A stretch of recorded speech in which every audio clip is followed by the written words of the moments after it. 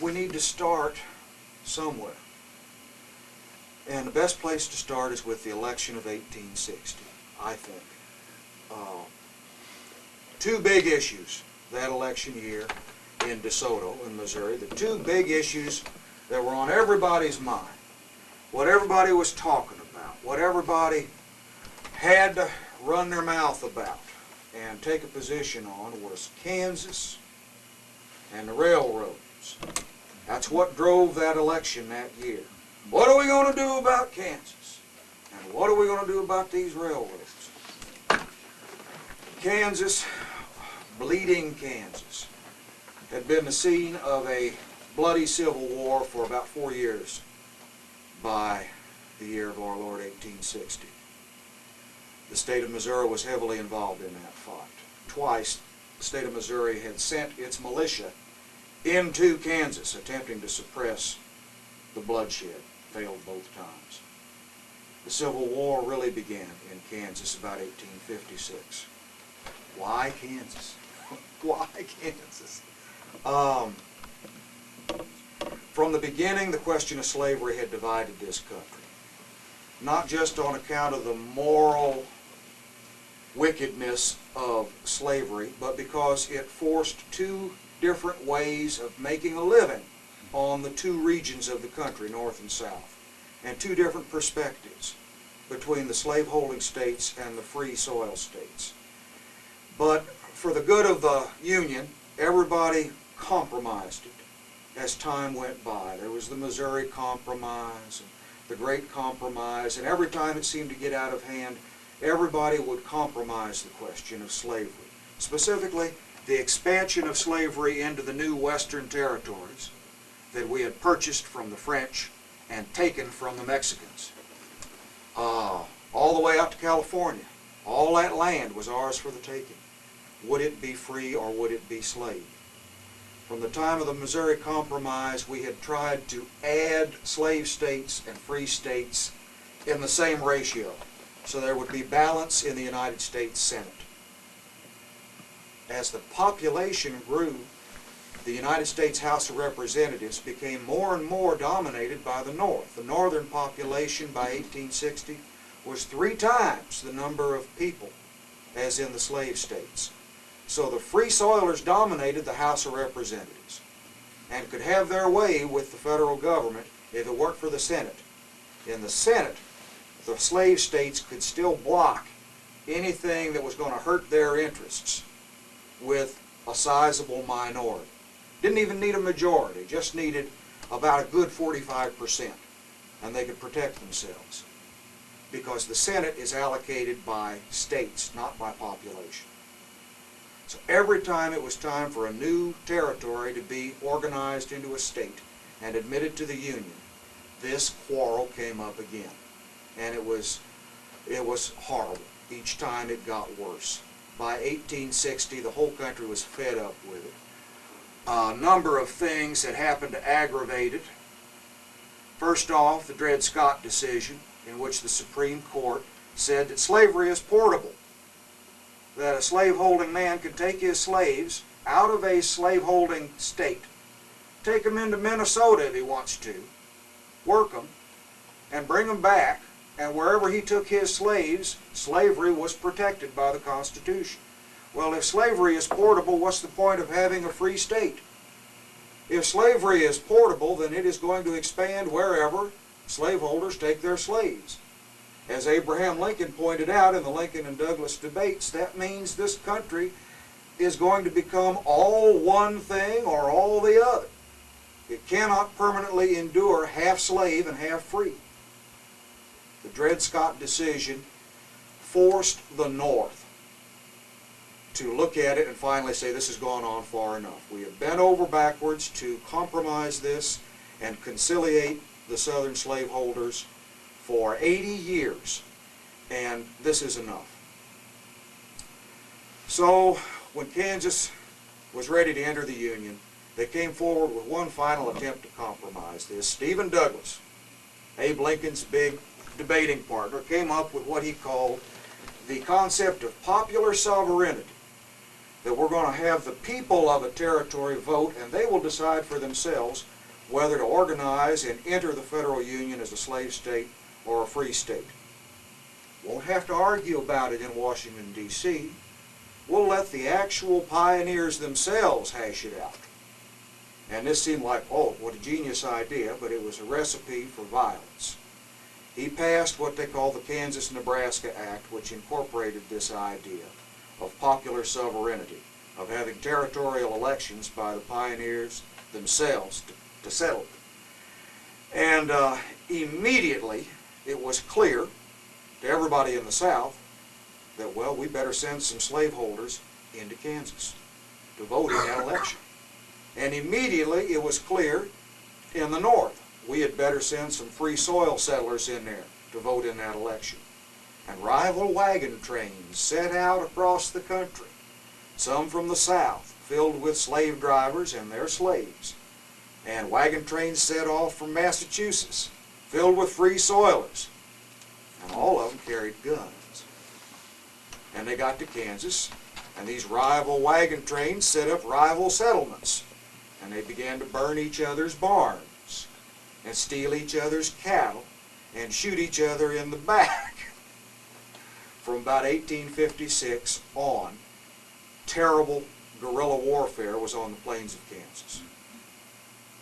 John Brown, we remember, cut his teeth on the cutthroat war in Kansas, and eventually had so much fun doing it that he tried to get up a slave rebellion in Virginia with his raid on Harper's Ferry. This had happened in 1859. This was fresh in everybody's mind when they went to vote in DeSoto in the 1860 election. Quantrill and his raiders had burned Lawrence, Kansas for the first time, killed hundreds of people. The pro-slave terrorists and the free soil terrorists were having a wonderful time for 4 years, and something had to be done. It was a disaster. Atrocities of all kinds were going on. The whole border area of Missouri was a war zone. People couldn't plant their crops. People couldn't let their children out of the house because bands of armed men were running up and down the border, burning each other out. The pro-slavery groups were called bushwhackers, and the free soil groups were called jayhawkers, and they were all a bunch of vicious, throat-cutting terrorists. Frankly, they were terrorists. So in 1860, everybody had to decide what was going to go on with Kansas. I'm going to look at my notes here. Had to balance that Senate.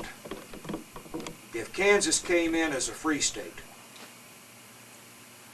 that would upset the balance in the Senate. That would be 2 new free state senators. And at that point, they could run the show. If it came in as a slave state, the obverse was true. All right, Buchanan was president, and Buchanan wouldn't touch this issue with a 10-foot pole. So this issue lay there until we got a new president elected. Lincoln, the Republican candidate, not exactly an abolitionist, but a fellow that figured that slavery should be contained to the South and could constitutionally be contained to the South. Lincoln favored the admission of Kansas as a free state. Breckinridge favored the admission of Kansas as a slave state.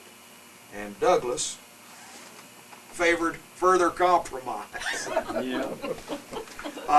The extremists were taking hold. The extremists had destroyed the old Whig Party in the 1850s over the issue of slavery and forced the formation of a new political party called the Republicans. The same thing happened to the Democratic Party in 1860. The extremists tore that party apart, and it broke into 2 pieces. The fire-breathing pro-slavery Southerners nominated Breckinridge to be their candidate for President of the United States, and the mainstream Democrats nominated Stephen Douglas, the little giant of Illinois, who felt that the thing could be delayed, it could be conciliated. He was in the position of France is in our recent negotiations over Iraq. No war. at all costs prevent a war. We will continue to delay this question. But there you had it pretty much, was Lincoln, Douglas, and Breckinridge. The other big issue, what did I say, was railroads. Well, 1860s, 1850s was a boom time. There was money being made, money being lost. The railroad, I call it, was the internet of its time. It was revolutionizing the way money was made, revolutionizing the way freight was carried, and capital allocated. It was just changing everything. It was a great time machine. It was shrinking this country down. The steamboat had done it for a while, but now the railroad just would go right through the mountains. You know, the railroad was changing everything. But a railroad can't pay its own freight. A railroad has to be subsidized. To build those tracks and blast those tunnels and build those bridges required an immense amount of capital. Nobody could raise enough capital. The money you would charge the farmers for carrying freight would never pay for the construction of the railroad. So they had to be subsidized by state governments. The state of Missouri had subsidized the construction of railroads in this state to the tune of $23 million between 1850 and 1860. They had completed the Hannibal and St. Joseph Railroad across the state, which would later go all the way to California, the Missouri Pacific. And new railroads were projected to connect St. Louis with Springfield by the election of 1860. This one, what we used to call the old Santa Fe, because it eventually did go to the Santa Fe, didn't it? Had made it all the way out to Rolla at that point. And this one had made, this was the Iron Mountain Railroad, had made it down to a little town called Pilot Knob, a little mining town. And the railroad is important because it symbolizes the new way of life that was overtaking the people of Missouri.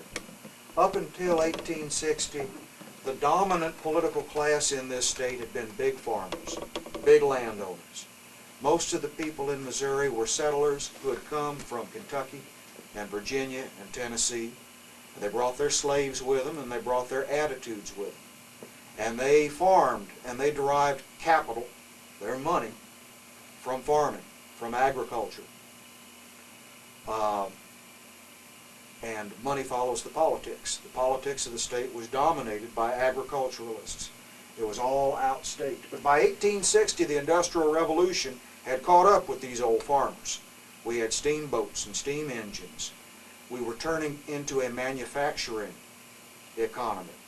And now capital could be made by making things and selling things and moving things around. Mining and manufacturing was the big thing. Now, the two previous political parties, the Democrats and the Whigs, had always quarreled about two issues: the tariff and internal improvements. The Whigs had always wanted state government and the federal government to help pay for internal improvements, to build canals, build railroads, build bridges, dredge out the harbors and dredge out the channels of the rivers to help the country grow. The Democratic Party, dominated by farmers, were opposed to this. They had no interest in manufacturing. Didn't like it. The Whigs were in favor of protective tariffs. They wanted to encourage industry in America by putting a tax on imported manufactured goods. And of course the Democrats wanted no tariff on imported manufactured goods because they made their money by shipping cotton overseas. And a tariff on imports meant foreign countries would put a tariff on our exports. My people farmed cotton in South Carolina for hundreds and hundreds of years. Had a big plantation house. Everything in the house was from France or England. All the furniture, the wallpaper, all the silverware, all the crockery, all the tools, the plows, all the equipment on that big plantation, everything on that plantation that was made by the hand of man was shipped in from overseas. It was European made. And they shipped out cotton to pay for it. The ships loaded with cotton went out from Charleston Harbor, and they unloaded the cotton in Liverpool and Boulogne, and they loaded up with manufactured goods from French factories and British factories and brought it back. They didn't buy anything made in America.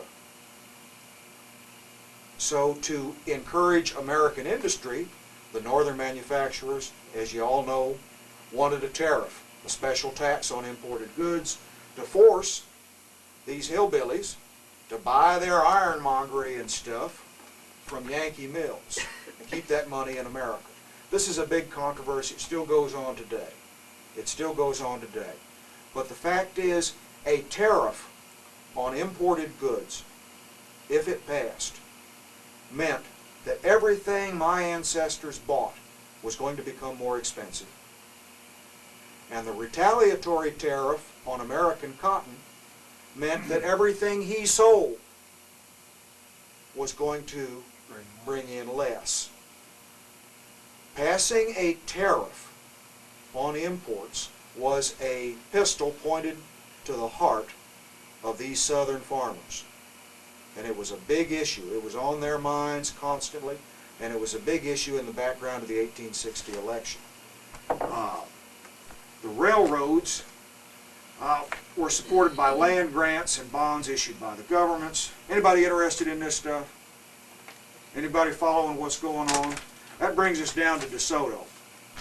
We had seen with these railroads coming in the emergence of a new class of pro-business, pro-manufacturing entrepreneurs, politicians, men like Abraham Lincoln, who was a railroad lawyer, who supported the tariff, who supported the government issuing bonds to pay for internal improvements, who wanted to build a transcontinental railroad, and said to hell with them cotton farmers. This country has bent over backwards to accommodate them slave drivers for 80 years. It's time for the rest of us to get a chance to earn a living. The traditional political class in Missouri was farmers. They were pro-slavery. They were from the South. They were opposed to having the government pay for internal improvements. They were opposed to the tariff. They were Southern gentlemen. They were Southern gentlemen. They were Colonel Sanders. They wanted to sit on the porch, bring me a glass of ice water, Missy. All right, and they'd bring it to them. And they were very conservative, and their idea of honest wealth was land ownership. And they despised people who made things. They despised people who bought and sold for a living. But the new class, the new rich in the state of Missouri, were men like Tom Fletcher, who founded this town. He was born in Herculaneum, taught himself law. He ran for office down here. He got himself elected county clerk, got a law degree. Did he hold any other political offices for a while there? He was a mover and shaker. He got a job as a land agent for the Missouri Pacific Railroad, made some connections there. He learned the railroad business, and he got together with his brother-in-law, Mr. Rankin, Lewis Rankin, and they decided to go into the railroad business. There was a big mountain down at Pilot Knob made out of solid iron ore, and they bought that mountain. It was 90% iron ore. You could smelt it out with charcoal. It was laying there on the ground, ready to dig out and make money. So Fletcher, about 1857, decided to buy that mountain and to bring the iron ore to St. Louis by rail. So they started a railroad company, the Iron Mountain Railroad, and he bought up land all along the course of that projected tracks, and he bought up land here in DeSoto, and they went into the real estate business, selling town lots to people who wanted to live next to the railroad, because wherever the railroad went, there was money. Wherever that railroad went, if you owned the land, your land became more valuable. And if you didn't own any land, you'd still get a job selling stuff to people up and down the track. So they went into the railroad business. Fletcher had met Abraham Lincoln, another railroad lawyer and land speculator, at the Alton-Lincoln-Douglas debates in 1856 and became a Republican. So by 1860, what you've got is this railroad running down the Iron Mountain here, and all these railroads are owned and operated by and for Republicans. That's the new money. And all the land is held and operated for the Democrats. That's the old money. And there's two entirely different ways of making a living. and two entirely different ways of looking at the issues of the day. And these economic issues caused the Civil War just as much as the slavery issue did. They also affected the course of the war once it got started. All right, what do we got? DeSoto was founded by Tom Fletcher. Yeah. I guess it's time to vote. They finally had to vote in 1860. There were 150 votes cast in DeSoto precinct, according to my informant, Private Sergeant Rowe. And out of those 150 votes cast, Abe Lincoln got 40 of them. Lincoln, the abolitionist. Breckinridge, the fire-breathing Southerner, he got about 40. And the rest of them went for the great compromiser, Stephen Douglas of Illinois, the little giant, who said, we'll do whatever we can to prevent a war. You're saying there were 150 votes cast here at that time, and all of these voters had to, I mean, they were men, but did they also have to be landowners to vote? I don't believe there was a requirement. I think it was universal manhood suffrage in the state of Missouri. You had to be white, and you had to be a man, and you had to be 21, but I don't believe there was a property qualification, okay, which explains why it was such a big vote. It's a very heavy vote, actually, if you think about it. And 40 for Lincoln, about the same for Breckinridge, and most of the people here voted for Stephen Douglas. They were the only people on the planet Earth who did. Stephen Douglas only won one state in that election, the state of Missouri, was solidly behind Stephen Douglas. Abraham Lincoln won the Electoral College vote and became the President of the United States. Breckinridge won the solid South, and that's about it. As a result, as you all know, the southern states, in a fit of pique, I don't know how else to put it, decided to secede from the Union. They felt that their interests were in such jeopardy that they could no longer stay in the United States, and they began to withdraw. They held state conventions, they issued ordinances of secession, they wrote up a quickie constitution, they elected Jefferson Davis of Mississippi to be their president, and declared themselves to be an independent country. Lincoln did nothing. Lincoln said nothing. He watched events.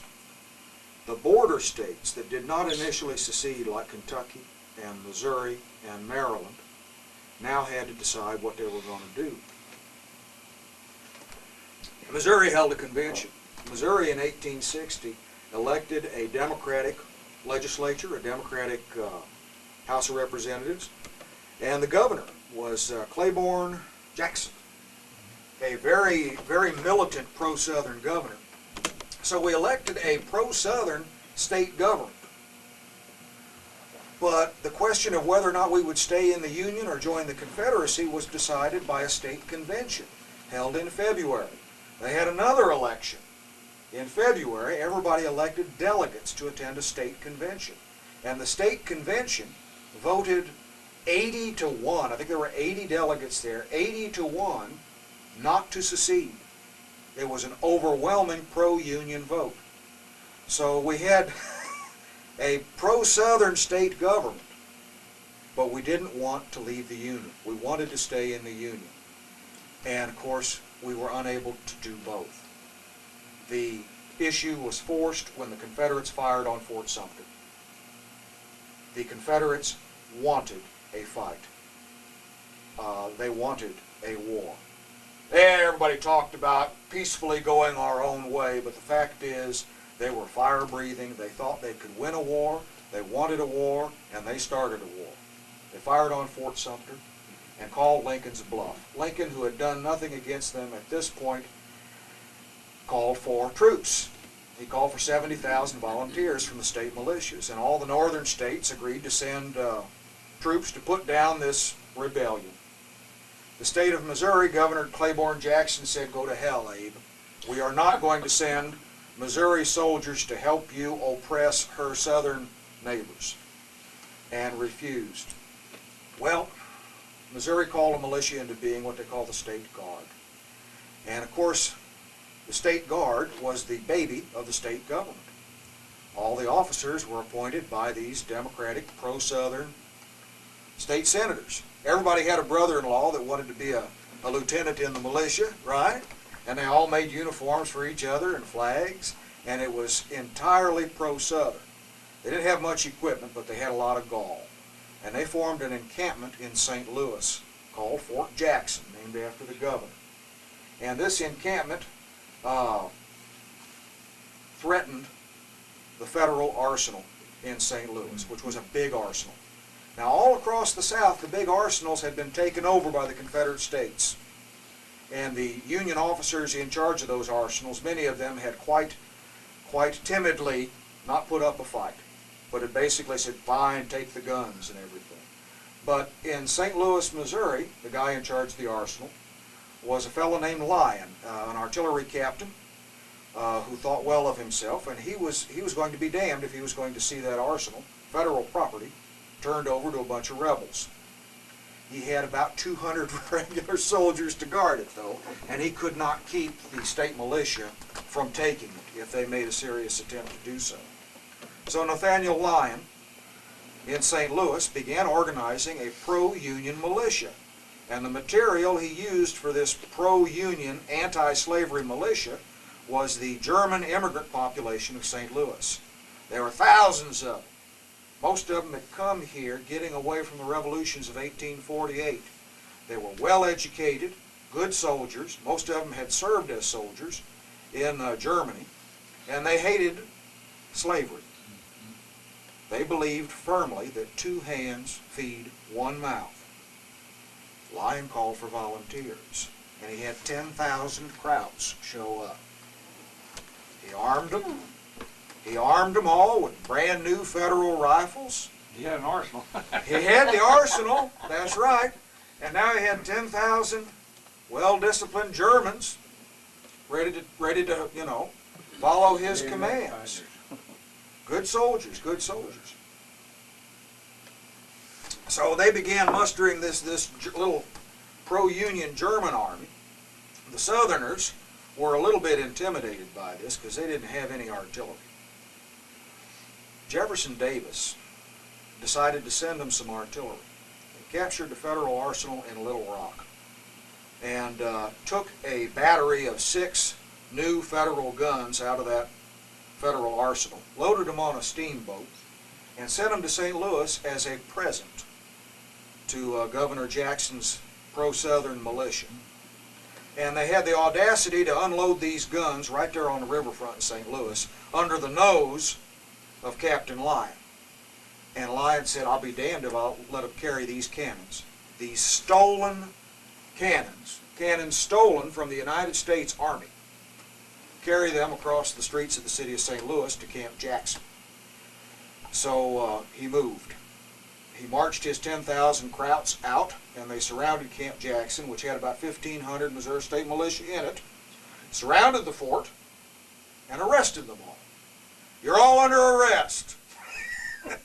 Lay down your guns. And they did.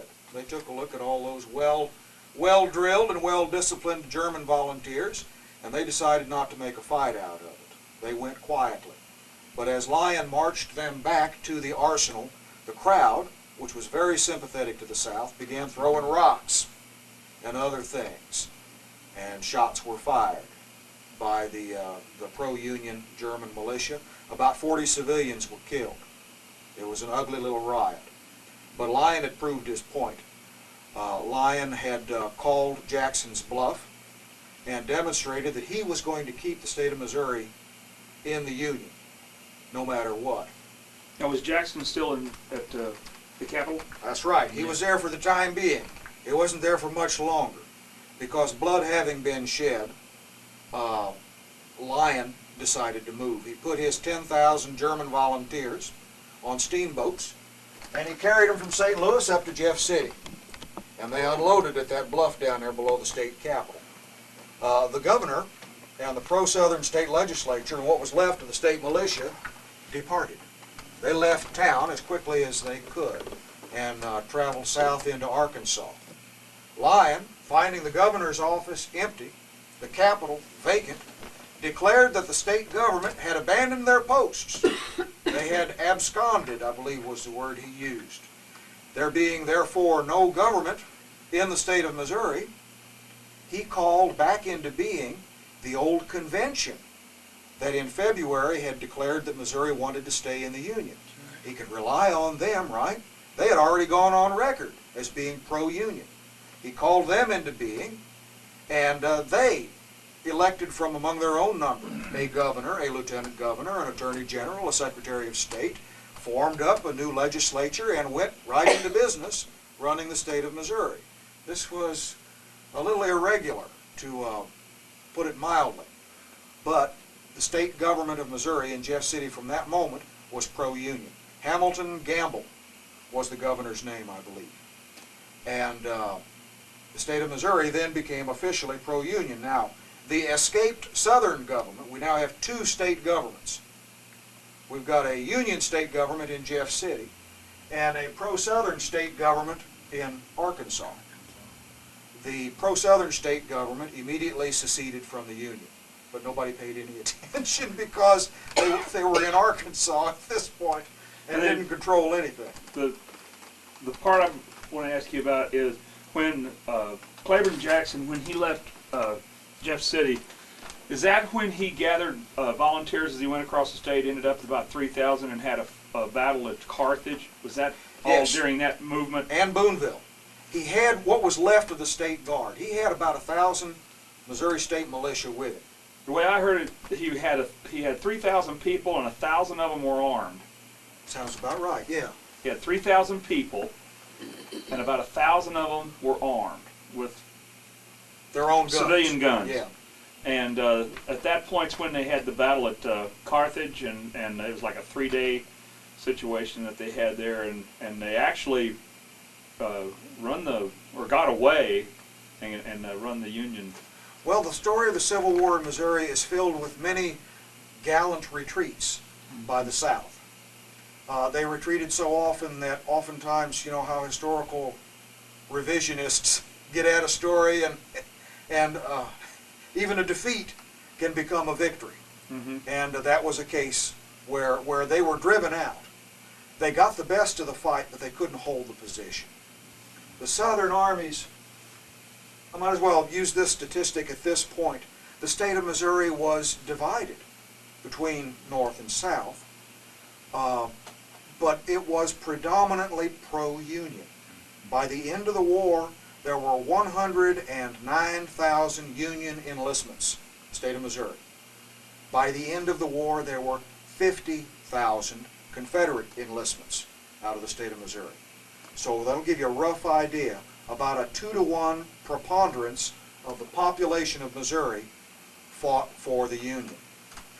The Southern forces were driven after Carthage, after the Battle of Camp Jackson, after the evacuation of the state government from Jeff City. They were driven into Arkansas. Lyon knew they weren't going to stay there. Lyon knew that they had an army, that they were going to form an army, and they were going to come back real quick. He had to decide then where to fight that Southern Missouri army. If he waited in St. Louis for that army to come north, he anticipated being defeated, because at that time the Southerners were better prepared, frankly. He anticipated being defeated. If he waited for that Southern army to come north and fight him and beat him in St. Louis, the situation would then be a victorious Confederate army in St. Louis. But if he went down south first and fought him, the result would be the same. He'd still get beat. But the result would be a victorious Confederate army in Springfield. Now, if you had to choose between those two results, a victorious Confederate army in St. Louis or a victorious Confederate army in Springfield, you would choose the latter. And Lyon decided to go attack them. Lyon took his Germans and whatever other Union troops he could muster together, about 20,000 altogether, not very effective green troops. He took them down to attack the big Confederate camp at Wilson's Creek south of Springfield. He was outnumbered 2-1. He knew he was outnumbered 2-1, but he attacked them anyway. It was a hard-fought fight. He was defeated. Nathaniel Lyon was killed, leading his men in that fight. And the Confederates were victorious. But the battle was so bloody that it left them in a position where they were unable to advance. There was a victorious Confederate army, but it was in Springfield, not St. Louis. They couldn't continue to supply themselves, and they retreated back across the Arkansas line. And the state of Missouri was still in the Union. The problems the Confederates had was supply. They could never supply their armies. If they got enough men together to fight a battle, they couldn't feed them. In order to feed their troops, they had to disperse them over a wide area where they could get forage and fodder from the farms. And if they dispersed them, then they couldn't fight a big battle. So they had to choose between feeding their army and fighting their army. The Union didn't have that problem. The Union had these railroads. The Union could both feed their men and fight them. They could supply them with these railroads and bring the food to them. So the Confederates always had a problem attempting to invade Missouri. They were able to move small groups of 2,000 or 3,000. At one time they were even able to bring as many as 10,000 north in the spring of 1862 under Price, who made a quick dash north and took Lexington. But then he immediately had to retreat and go back south where his victuals was. He couldn't feed 10,000 men. He couldn't supply them. How does that work when, like, when Grant spent all that time getting Vicksburg? He done the same thing. He lost his supply lines. I mean, he cut himself loose from his supply lines across the river, and those people said they ate better there than they did. Eating better, meaning that the food was better from the farms than it was the hardtack and beans that they was eating. Speed. He moved fast enough. He was able, he crossed the river, as you said, and cut his supply lines off, but he was able to get out and get between Bragg's army at Jackson, Mississippi, and Pemberton's army in Vicksburg. He was able to get between them and defeat both of them separately, 2 separate engagements, and then move into the lines around Vicksburg in about a week. He moved real fast. And then once he had Pemberton back up into Vicksburg, he immediately was able to bring his supply boats in. Yeah, then he was in charge of the whole business. Right. So he moved fast enough to interrupt his supply lines and do the operation and then resupply. But if you were going to cut loose from them for weeks, a long period of time, yeah, then you had to disperse your forces. Grant learned how to do it. Sterling Price never learned how to do it. Sterling was a good man, but he wasn't no Ulysses S. Grant. well, it looks to me like the Union generals that were successful learned most of their successful tricks from the successful Confederate generals. Well, tactically, yes, but in logistics,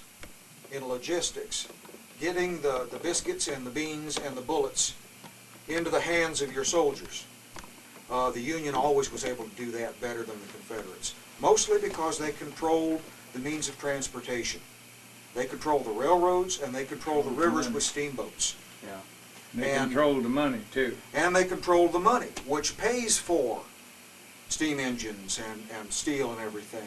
And transportation won that war pretty much.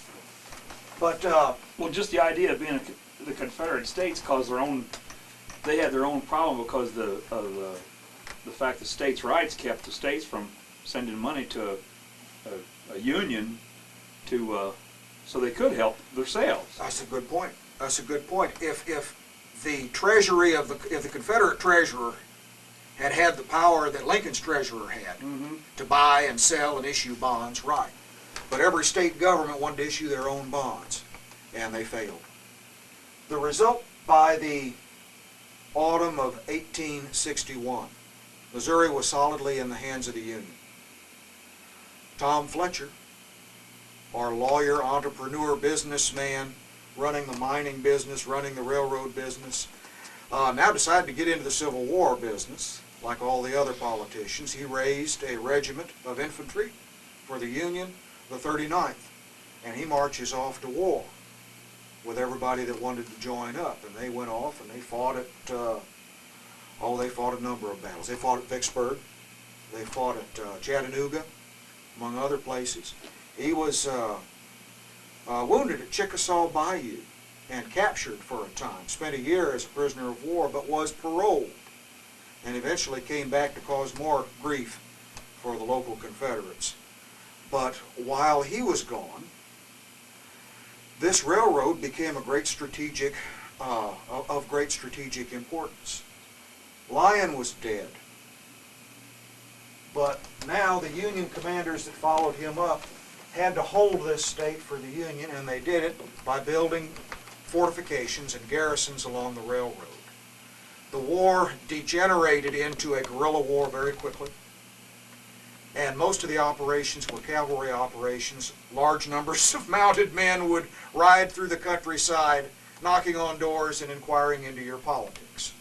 And if you were on the wrong team, they would then shoot you and steal your horse and burn your barn and proceed.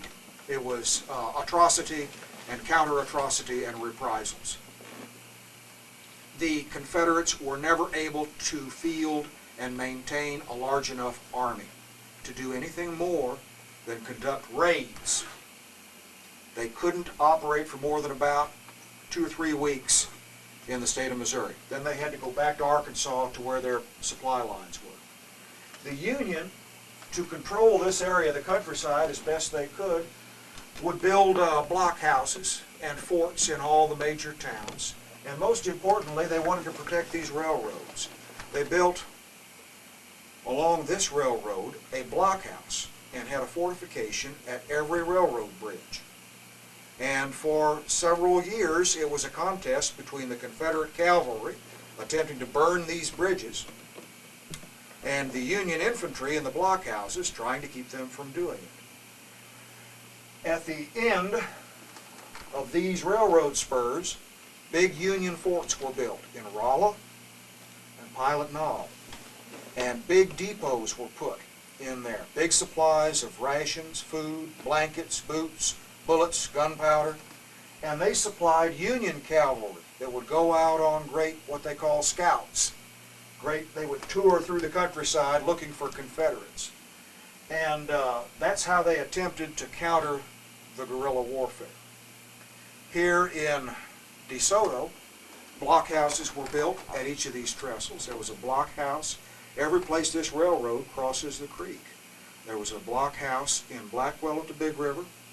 There was one in Victoria. There was one in Pevely. There was one in Sulphur Springs. And local militia would hold those blockhouses. In October of 1861, a Confederate cavalry force of about 2,000 men under General Thompson came north and overwhelmed the blockhouse down at Blackwell, where this railroad crosses the Big River. Killed about 15 Union infantry, drove the rest of them off, and burned the place. In response, the Union garrison sent a regiment of German-speaking volunteers down here. They called them Hessians because they were paid, and they were Germans. And everybody hated the Hessians and was afraid of them, too.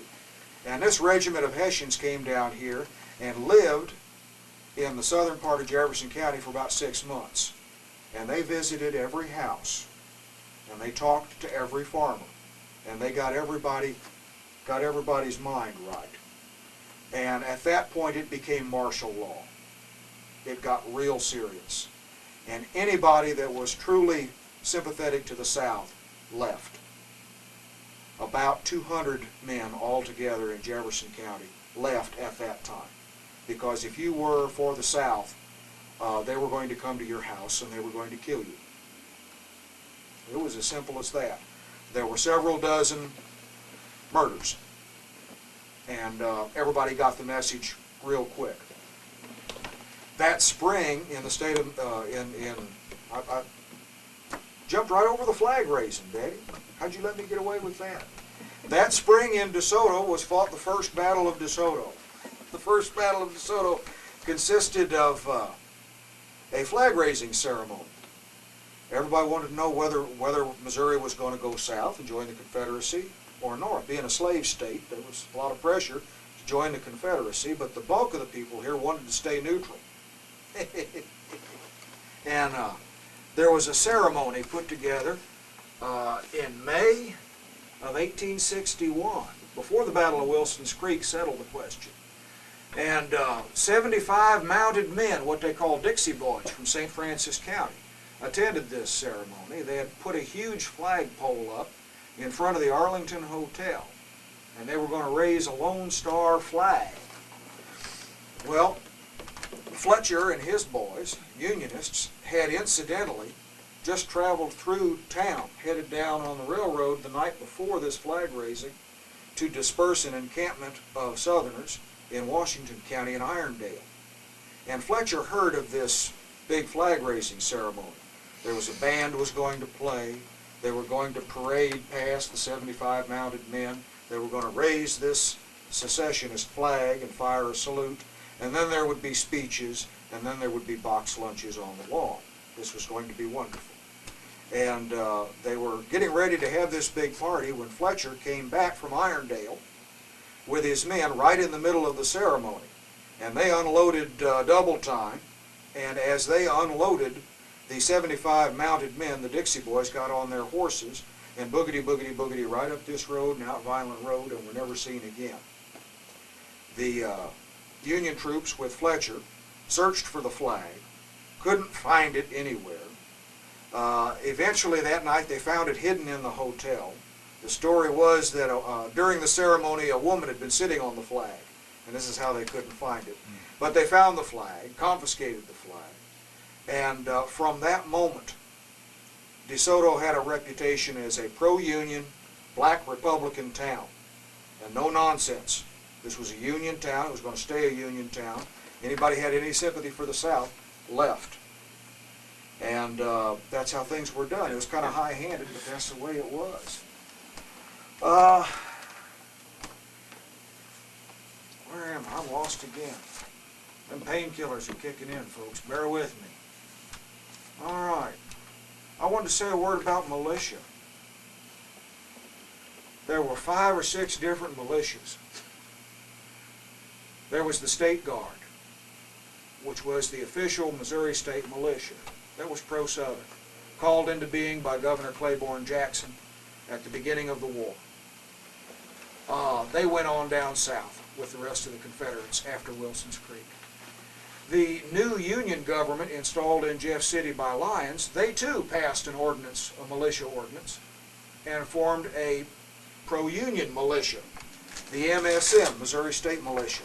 And these men wore blue uniforms, but primarily stayed within the state.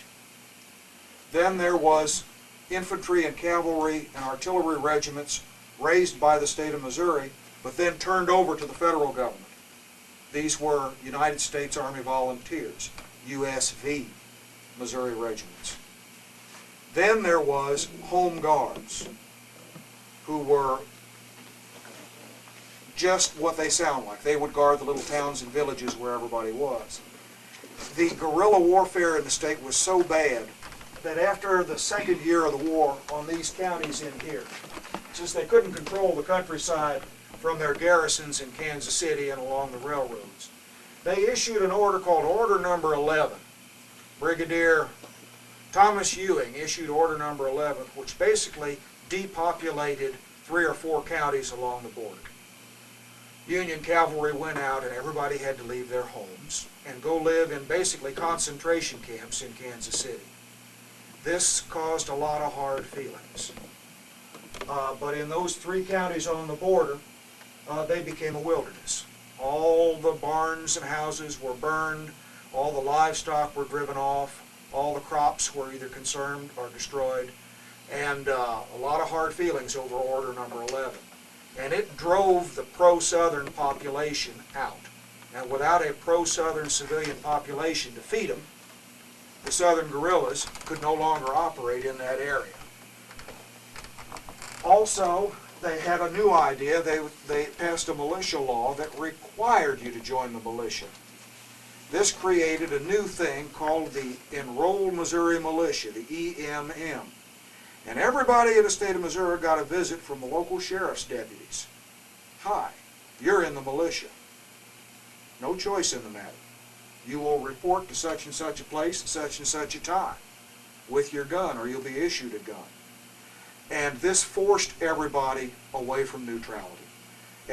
With the passage of this law, you either had to join the Union Army or you had to go south and join the Confederate Army. Or go west.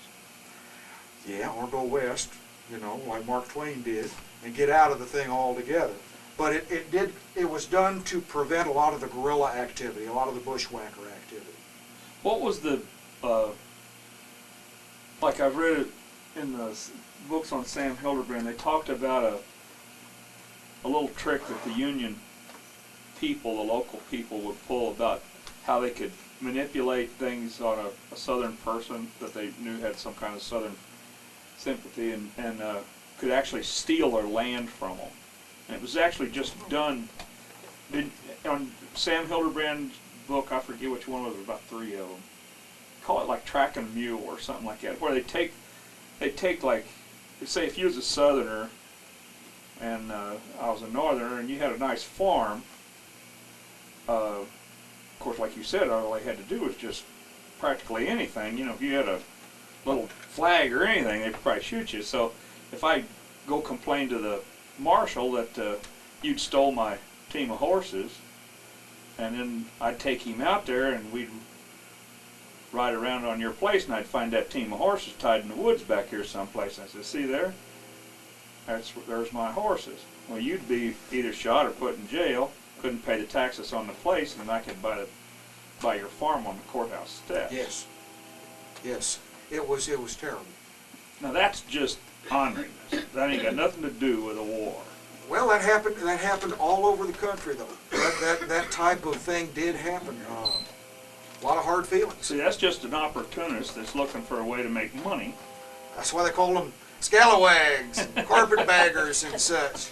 But that happened not only at that time. I'm thinking about Blaine's grandmother down there at Victoria, who had agreement with the man that, and I just read the story again in their family history, about buying this property, and that she would be paying for it.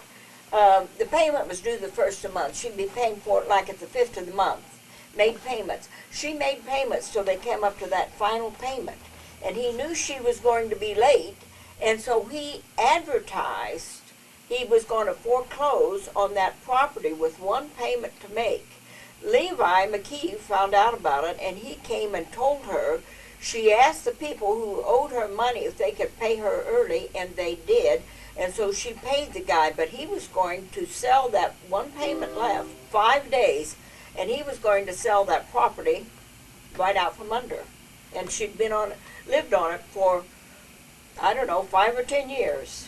Well, we had several incidents similar to that afterwards right here in this town. I won't mention names because I could get shot myself, but that they did, just one payment left or 2 payments left.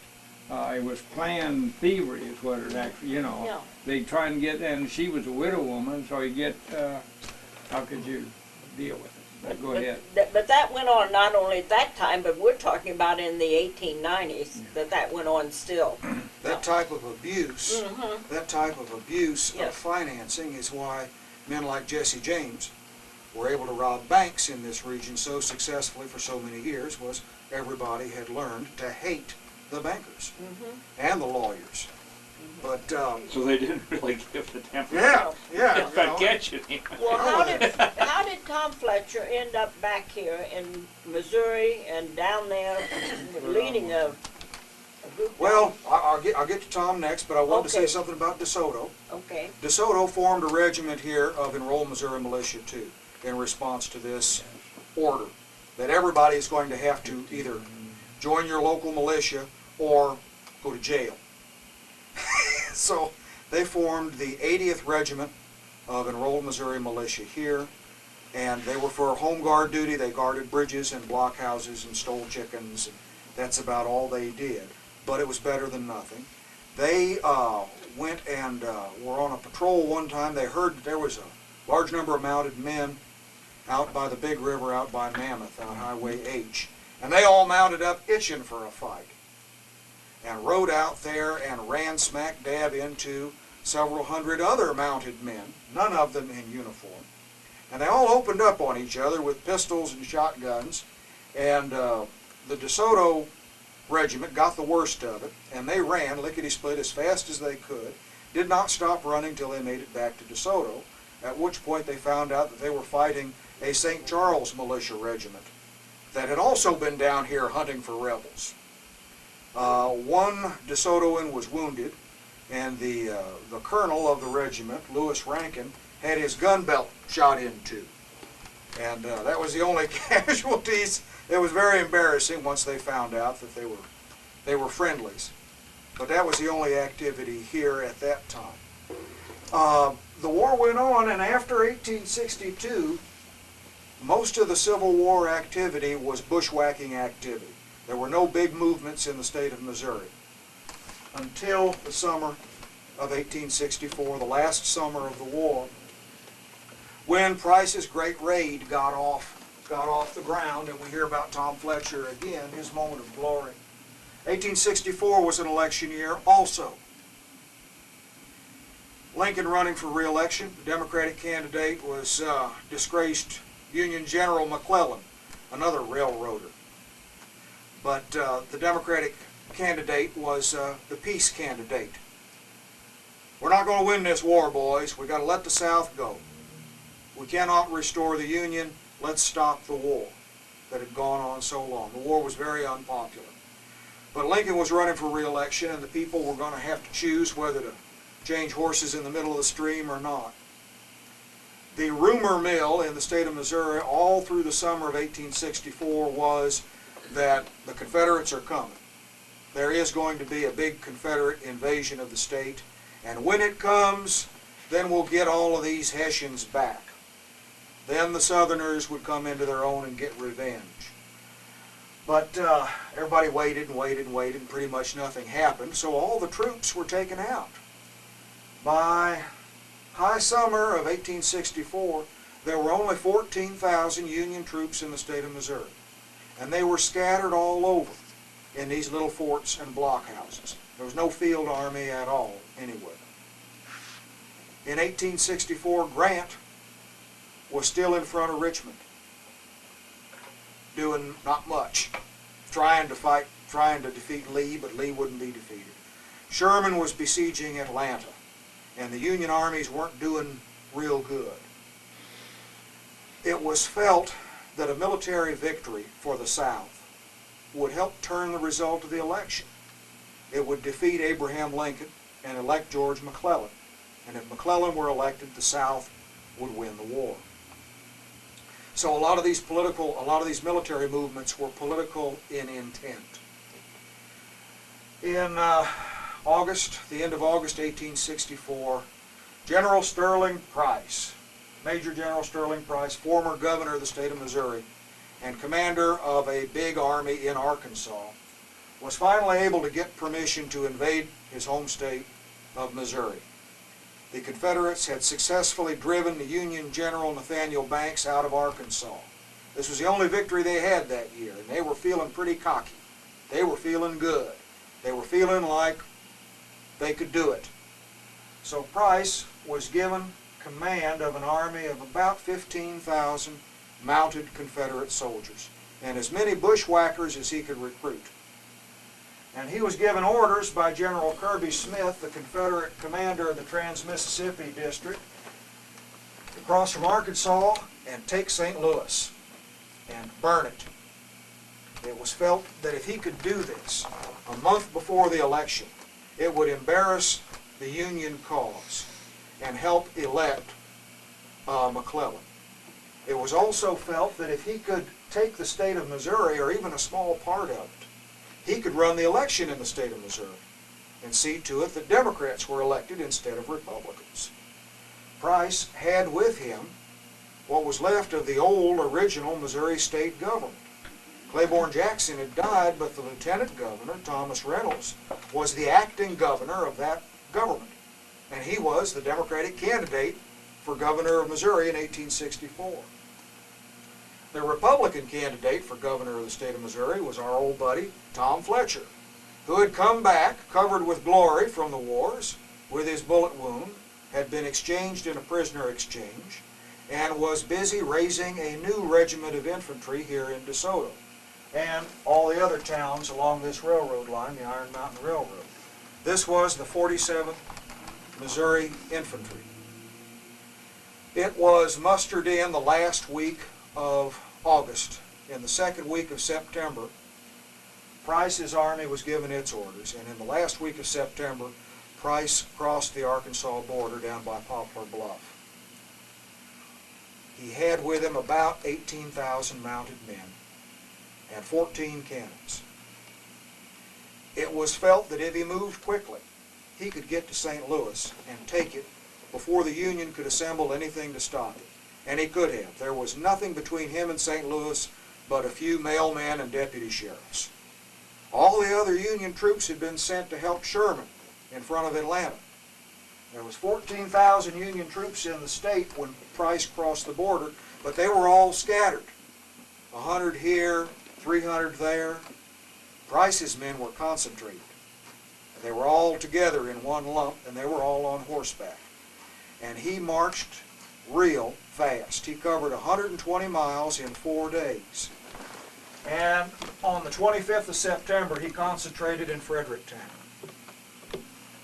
And in Fredericktown, he made a fatal blunder. Half a day's march west of Fredericktown is Pilot Knob, which is the end of the line, the end of the railroad.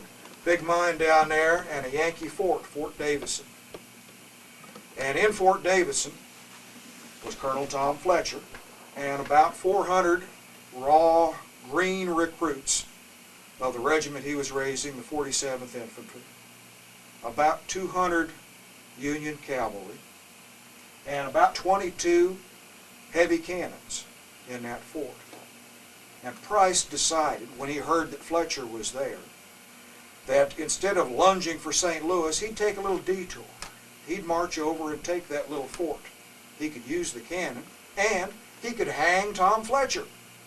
This would be a wonderful accomplishment, and it would make the election of the new governor so much simpler if the opposition was dead. So he talked himself into it, and the great die was cast.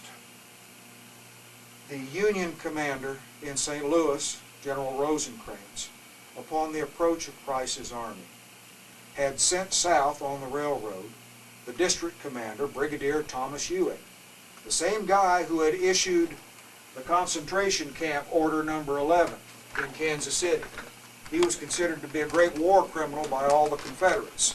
They had a death warrant issued for Brigadier Ewing, and it made it publicly known that if they caught him, they would hang him. He was sent to Pilot Knob with about 300 men of the 14th Iowa. Regular soldiers, they'd seen a lot of fighting, they were good, experienced veteran troops. And they come down on the railroad, and their orders were to reinforce the garrison at Pilot Knob, that if they were attacked by a part of Price's Confederate army, that they should defend the fort. But if the whole army came at them, they should retreat and fall back on St. Louis. Well, he made it down there and was immediately surrounded by Price. You have to bear with me, these painkillers are kicking in. I neglected to say that when Price crossed the border, Rosecrans asked for reinforcements. And he did get a token reinforcement from Sherman's army, was sent up from Memphis. 4,000 veterans of the 6th Corps under the command of a good fighting general, A.J. Smith. Andrew Jackson Smith, hell of a name for a general. And his 4,000 troops were put on steamboats. And they crossed this They crossed the state line about the same time as Price's cavalry army did, and steamboats got them to St. Louis before the horses did. This is another example of the importance of the steam engine to winning this war. And those 4,000 men weren't enough to protect the city of St. Louis, but they were better than nothing. Part of that army was sent down to Pilot Knob. Ewing had in the fort on the morning of the 26th about 900 men. He was sent down there to do a reconnaissance to find Price and see how many men he had and what his objective was. But he found Price, Price found him, and he was trapped. Price, about 12 o'clock, the telegraph went dead. The telegraph went dead, and General Ewing realized that the railroad north of Fort Davidson and Pilot Knob had been cut. Price had sent General Joe Shelby and his division of about 6,000 mounted Confederates north. They cut the railroad line at Irondale. They burned 3 trestles. They then burned another trestle at Mineral Point, and then took Potosi, north of Pilot Knob. Price then advanced with his other 2 divisions, about 12,000 men, and all 14 cannon, to attack and capture Pilot Knob, General Ewing, and Colonel Tom Fletcher, the Republican candidate for governor. Ewing then had to make a decision whether with his 900 men, half of whom had never heard a shot fired in anger, whether to fight or retreat or surrender. And he decided to fight. He may have regretted that decision later on in the afternoon, but he decided to dig in, so all of his men started digging in. Fort Davidson lies on the bottom of a valley. You can hand these around, anybody that's not familiar with it. It's well worth spending an afternoon. Fort Davidson was built down there to protect the railroad station and the iron mine, which was of great strategic importance. Price came in on the afternoon of the 26th, September 26th, and began pushing back Ewing's outposts. Ewing was a good general, and he sent out scouting parties of light cavalry to cover the gap into Ironton, about a mile south of the fort, and fought him every step of the way. But Price came in with an entire Confederate army. Like I said, he had about 12,000 men, and he pushed them back, fighting all the way into that little fort. And by the evening of the 26th, he had surrounded Fort Davidson. Ewing had about 800 men inside the fort. He had 22 cannon there. He also had the supply depot for southeastern Missouri. He had about 40 tons of powder, enormous amount of fixed ammunition, and 22 big cannon. He had 4 32-pound siege cannon. He had 3 24-pounder howitzers, enormous guns. And he also had a 6-gun battery of Missouri State Militia light artillery, Battery H, which had brand new what they called 3-inch rifles.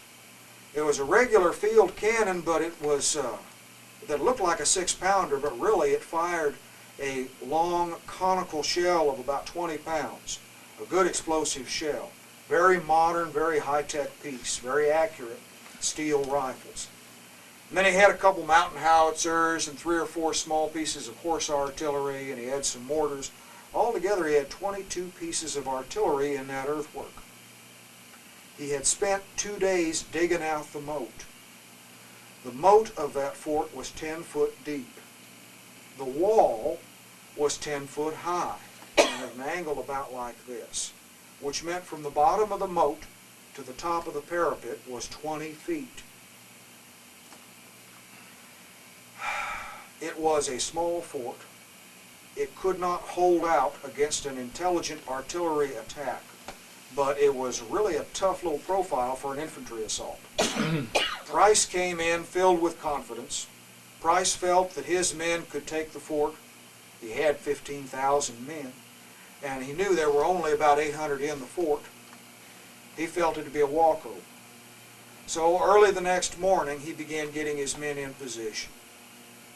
And about 2 o'clock in the afternoon, his dismounted cavalry attacked the fort in 3 very gallant charges, which were slaughtered one after another by that Union artillery. The men in the fort describe 4 waves, very easily discernible, 4 waves of infantry. 2 men, 2 ranks thick. Each wave was 2 ranks thick. And they came on one after another. The first assault, delivered at about 2 o'clock, made it about halfway to the fort from the foot of Pilot Knob Mountain. They made it within about 200 yards before they broke and ran back. They rallied. The drums were beating, the bugles were blowing, the flags were flying, officers galloping up and down, waving their swords. And 10 minutes later they came again. This time they made it all the way to the edge of the moat and looked down and stopped and broke and ran back. They rallied a 3rd time, and this time they made it all the way down into the moat, at which point Ewing broke out the hand grenades, which was a new invention they had, and he happened to have several wagon loads full of them. It was an iron shell filled with powder with a percussion cap on one end of it and wooden fins on the end of it, so that when you threw the thing into the air, it would land on the percussion cap and explode.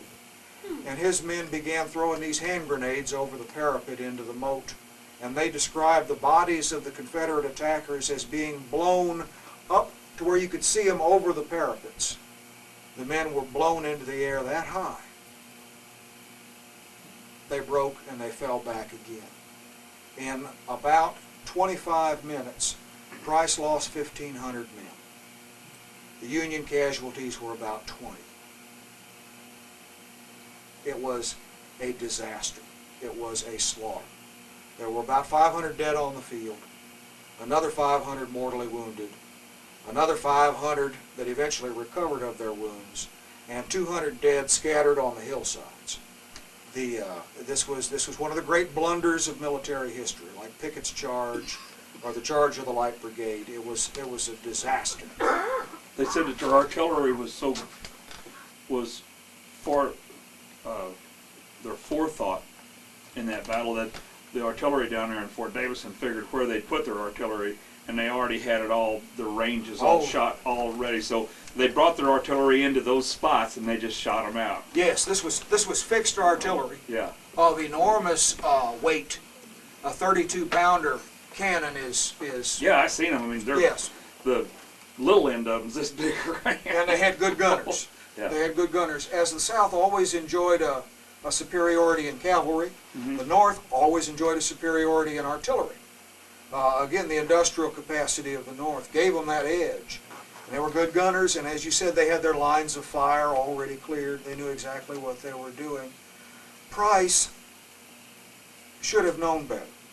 He knew that he had to have a preparatory artillery bombardment, but it was insufficient.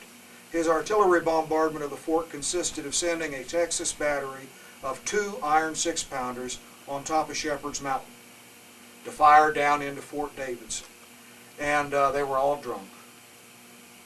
And they got up there and they began blasting away at about 250 yards into Fort Davidson. And Major Murphy, David Murphy, a good gunner, was in charge of the artillery. He trained one of those big 32-pounders around and fired the first shot from the fort, which landed square on one of those 6-pounders and blew it right off of its carriage and killed 11 men with one shot, whereupon the other Texas cannon limbered up, went back down the mountain out of range. That was the extent of the artillery bombardment. After the last charge was finished, there were no more assaults that day. Price was furious.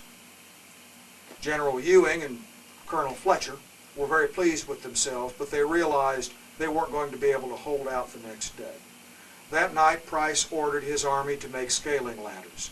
And they all went out into the woods and they cut saplings all night long to make scaling ladders. They realized that the reason they'd been unable to take the fort was, well, there was a moat.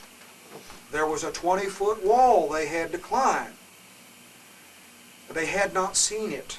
There's an optical illusion down there at Fort Davidson. As you walk up on the fort, you see the wall, but you don't see the moat because there's a slight gradient as you come up on it. Only when you're about 10 feet away from it do you see there's a hole, right. And his preliminary reconnaissance had not revealed this to him, and he foolishly ordered this infantry assault. That's what he paid the price. So he ordered scaling ladders to be made all night long, and he ordered teams of mules to haul his artillery up on the top of Pilot Knob and Shepherd's Mountain and Cedar Mountain, and to be put in proper gun emplacements where they could actually fire down into the fort, which is what he should have done in the first place if he'd known what he was about. Ewing and Fletcher in the fort realized that they weren't going to be able to hold off, that Price would now do what he had to do to bring his artillery into place, and they're sitting at the bottom of that valley. They knew they couldn't hold out. So they again had a meeting and decided, well, boys, are we going to surrender or are we going to try and get out? And they voted to try and get out. Fletcher pulled this one because they hated Thomas Fletcher very much, and Ewing also. Both of these men knew that if they were captured, they would not live very long. The Confederates the previous day had captured the Union cavalry commander, Major William Wilson, and shot him in the head. This was not romantic 18th century war. This was guerrilla war. Captured officers were shot. And Tom Fletcher was not about to surrender again. So they decided to try and get away. They were surrounded at this time by Price's entire army, about, at this time, 15,000 men. Price had sent word to Joe Shelby in Potosi that we had failed to take the fort. Come south and help us hit them. So Shelby was heading south with his 6,000 to reinforce Price. By the middle of the following day, Price would have had all 14 guns in position, and he would have had about 20,000 men. So Ewing correctly decided to make a break for it. They muffled all the horses' hooves with blankets and overcoats and gunny sacks that they had, and they muffled the wheels of the cannons with blankets and straw. And about 1 o'clock in the morning, Ewing and his 800 men and 2 of those fancy 3-inch rifles began walking very quietly out of the fort on tippy toes. And they went right through the surrounding Confederate army, were not challenged. They walked within 30 yards of the pickets. And the pickets apparently thought that these were other Confederate troops moving into position and didn't challenge them. Ewing left behind a couple volunteers to fire the powder magazine, and he headed north on what is now Highway 21. He was about where Elephant Rock State Park, when they set off the powder magazine. And 40 tons of black powder went up in that fort. Kaboom! And it woke up everybody between here and Philadelphia when it did. I am assured by Zobooth Rutledge that it broke windows as far away as DeSoto, Missouri. As you can imagine, it left a huge crater which you can still look at today. Price's men, the Confederates surrounding the fort, thought it was an accident. And they thought, hey, we're off the hook, they're all dead. They didn't realize until the next day that the Yankees had escaped. It was no accident, he was just firing his magazines. Sun up the next day, General Price realizes that the bird has flown, and he is absolutely livid with rage. He forgets all about his orders to attack St. Louis, and he decides that he's going to follow Ewing's 800 retreating men and wipe them out. So the big race begins. The big fighting retreat begins. Ewing is marching as fast as he can. His 800 tired boys, Tom Fletcher with his 500 green volunteers, are marching as fast as they can, but they know they're not going to be able to outmarch cavalry. They're on foot, and they're being chased by about 18 times their own number on horseback. But, you know, they're going to get... That's a good motivator. Oh, yeah, so they're going as fast as they could. They make it to Caledonia, and they find about 20 Confederate cavalry. Bet you nobody's complaining and griping. Oh, no. One foot in front of the other. They said they find about 20 Confederate cavalry in Caledonia blocking the road. Ewing orders his own cavalry. He had about 60 men on horses to attack them, and they attacked them. And the Union cavalry got the better of the engagement. They shot one rebel, captured one, and wounded one. They took the captured rebel and they persuaded him to give him some information about his command. He said he was Shelby's advanced guard. They knew Shelby was a divisional commander that had 6,000 cavalry. He said, "Where's Shelby?" He says, "He's right up there by that tree. It's about a quarter mile away." Shelby didn't know what he had run into. Shelby thought that he knew he'd run into some Unionists. He thought he had run into General A.J. Smith's 4,000 regulars. General A.J. Smith's 4,000 regulars, however, were in DeSoto at that time, waiting on events. Shelby, unsure, did not attack. And Ewing took advantage of this moment in time to hang a left. He'd been trying to make it to DeSoto, but he had at this time Confederates in front of him and Confederates behind him, so he hung a left and decided to head for Leesburg on the Santa Fe Railroad. Realizing that he could never outmarch cavalry, he headed for the roughest country in the state of Missouri, down into the Mark Twain National Forest, get down into those mountains, and down into the valleys of the Merrimack and the Hoosiaw and the Cotaway, where a horse is going to be slowed down to the same speed as a walking man. Ewing deliberately chose the roughest roads in the state of Missouri to make his retreat on for that reason. And Shelby and Fagan and Marmaduke's divisions, the three divisional commanders of Price, pursued him from Caledonia through the town of Webster and on to Leesburg. They caught up with him in the crossing of the Hoosiaw River. Anybody been out Highway 8? Yes. On the way to Steelville? Yep. They got a canoe outfitter there, the Hoosiaw Resort. You come down the hill and there's the Hoosiaw Creek.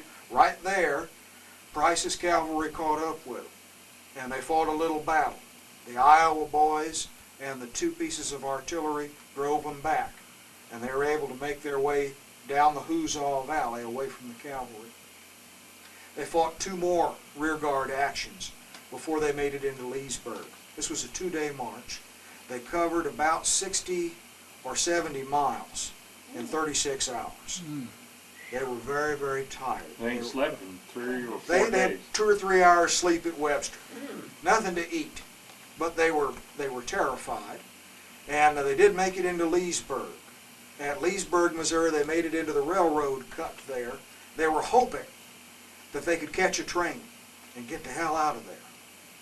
But by the time they got to the railroad tracks at Leesburg, the swarms of Confederate cavalry had cut that railroad north of them and south of them too.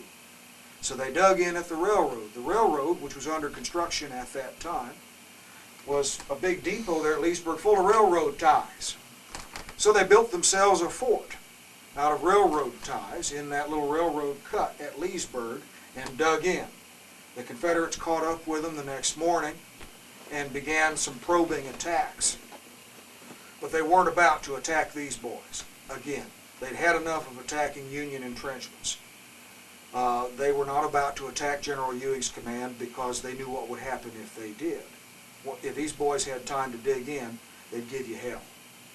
And they'd had all night to dig in. So they surrounded them, and they tried to figure out what to do. And they spent all day scratching their heads. Well, what do? We got them in there, we got them surrounded. What are we going to do? Well, why don't you attack them? Well, why don't you attack them? Well, I don't know. Why don't you attack them? They couldn't bring themselves to do it. Frankly, their men refused. So General Price, at this time, recollected what his orders were. Well, let's go attack St. Louis. Okay, we'll leave these guys behind us. So they broke off and they attacked they went to attack St. Louis. So they marched north from Leesburg towards St. Clair and Union, Missouri, and sent Marmaduke's division into Richwoods, leaving General Ewing and Colonel Fletcher and the boys dug into their holes at the little town of Leesburg. They didn't know that the Confederates had left until the following morning, when their scout on top of the hotel roof with his binoculars looked and saw a large group of cavalry galloping in from the west. And they said, here they come, and everybody said, well, who is it? Is it Confederate reinforcements or Unionists? And at about 200 yards away, he realized it was the Stars and Stripes at the head of the column. And he hollered down that it's Old Glory, boys, it's okay. It's it's Union cavalry. And you believe me or not, but every man in the garrison wept, and they all sang, "The Union forever, hurrah, boys, hurrah! Down with the traitor, up with the star. And we'll rally round the flag, boys." And they cried like babies as these 500 Union cavalry came in, because they realized that they were saved. The Confederate Army had left, and they were all going to live. They threw their hats into the air, and they kissed each other on the cheeks like Frenchmen. They were giddy. They were delighted with themselves.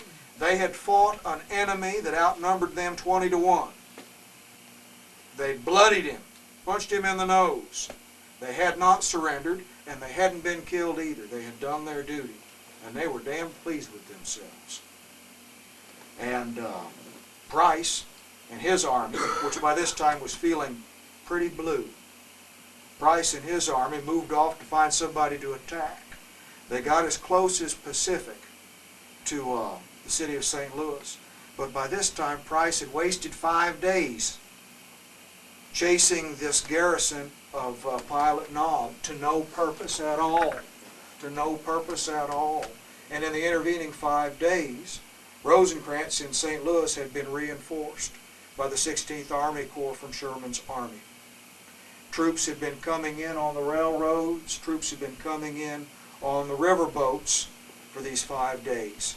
And by the time Price made it to Richwoods, the city of St. Louis had about 20,000 Yankee regulars and about 10,000 home guards dug in, ready, hoping to be attacked. Where were they? Where were the Union at? Actually, they were in literally. the city of St. Louis. There was 10 detached forts, earthworks, just like Pilot Knob, with a moat and a wall and an embrasure for a piece or two of artillery. There were 10 of them in a semicircle. The city of St. Louis is a semicircle, a half moon on the river, and they were in that half moon in a line north and south, beginning about where the brewery is on the south, and then there was a fort about every 500 yards, ending in the north about where the Greyhound bus depot is now. And these had heavy artillery pieces in them. Some of them had 3, some of them had only 1, but they were called Columbiads, which is a massive big siege gun that threw something like a 60 or 70 pound projectile. Enormous guns. And they were sighted to where they could fire on each other right down the length of the city streets. If they had men in them, they could protect the city of St. Louis. But if you didn't have men in them, they were just a pile of dirt. If Price had moved from Fredericktown directly on St. Louis on the 26th, instead of attempting to take Pilot Knob, he would almost certainly have taken the city of St. Louis. There was nothing between him and St. Louis on the 27th but A.J. Smith's 4,000 men in DeSoto. Smith, as soon as the telegraph line between him and Pilot Knob on the railroad tracks out here, as soon as the telegraph line went dead, he took his 4,000 men back to Sulphur Springs. And they wrote off General Ewing and Colonel Fletcher's garrison as doomed. And he fell back to Sulphur Springs, where there was another fort on that hillside there with a Columbiad in it. And he put his 4,000 infantry into the Glaze Creek there that comes up through Barnhart, where they're going to build the casino. And he dug them in along the Glaze Creek underneath the protection of that big Columbiad on top of the hill. And he held them there for a day. And then the following day, they fell back all the way to the city of St. Louis and occupied that string of detached forts around the center of the city. Did Price go to Pilot Knob? Did he need that, all of that, wanted to have guns The and guns, powder? That's his is that why he did excuse. Why did he go for Pilot Knob? I've Yeah. already told you he had a political purpose in mind. The political advantage of capturing Tom Fletcher, the Republican candidate for governor. Price had with him the Democratic candidate for governor, Thomas Reynolds. And Reynolds wanted Fletcher captured. I just thought maybe that He also needed the ammunition. you know, he needed the ammunition. He had 14 guns. They were not very good guns. They were light artillery, and he didn't have a lot of ammunition. As one of the Union accounts describes being fired at with a wooden cannonball from one of those Confederate guns, like a croquet ball, you know. They got fired, and they said there was something funny about the way the cannonball bounced, and he went over and looked at it, and it was wood. True. So they were that hard up Yeah. for supplies and ammunition. He knew that this was the big Union military storehouse for all of southeast Missouri, was at Pilot Knob. They had an incredible volume of fixed ammunition, cartridges already made up, as well as 22 pieces of good artillery. Had Price been able to capture that fort intact, it would certainly have doubled the hitting power of his army and greatly increased the staying power of his army. One of the reasons he came north was to get recruits, and recruits poured into his army. By the time he went from Poplar Bluff to Fredericktown, he had about 6,000 pro-Southern recruits join his army, but they didn't have guns. He needed to arm those men. Another good reason for taking Pilot Knob. He would have been able to ball arms. There was at least 1,000 muskets that he desperately needed, as well as the ammunition, as well as bales of blankets and overcoats for the coming winter, and hardtack, rations, biscuits, biscuits, bullets, boots, blankets, everything an army needs. If he'd been able to take that depot, it would have, number one, it would have given him a great morale boost to have captured Brigadier General Thomas Ewing, who was the most hated man in the Confederacy, the guy that issued Order Number 11, to capture him, and to capture Thomas Fletcher, the Republican candidate for governor, would have been an enormous morale booster for all the South. It would have been a big booster. And to capture that ordnance and the ammunition and the material and the rations would have really increased the hitting power and staying power of his army. So you could see the temptation. You can see Price with his ill-armed army falling for it. But he screwed the pooch on it. Kirby Smith had ordered him to take St. Louis. If he had moved on it, he could have taken it. If he could have taken the city of St. Louis a month before the general election of 1864, the war was at guns, would he? No. the war would have been over. I'm telling you, the war was at a stalemate at that point in time. Grant was stuck in the trenches before Richmond. Sherman was before Atlanta. The war was not being won. It wasn't being lost. It just went on day after day after day. And the casualties piled up. And the people were tired of it. The people wanted peace.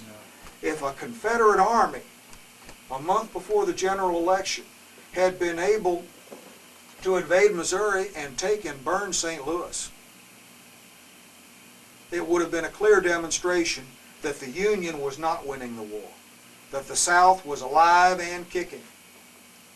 And it probably would have led to the defeat of Abraham Lincoln and the victory of the Confederacy. I don't believe I'm exaggerating in this at all. It was an enormous danger, and it was a great opportunity for the South, and Price blew it. He disobeyed his orders. He allowed himself to be distracted into making this blundering attack on Pilot Knob, which was a tactical disaster, a logistical disaster, and spending 5 days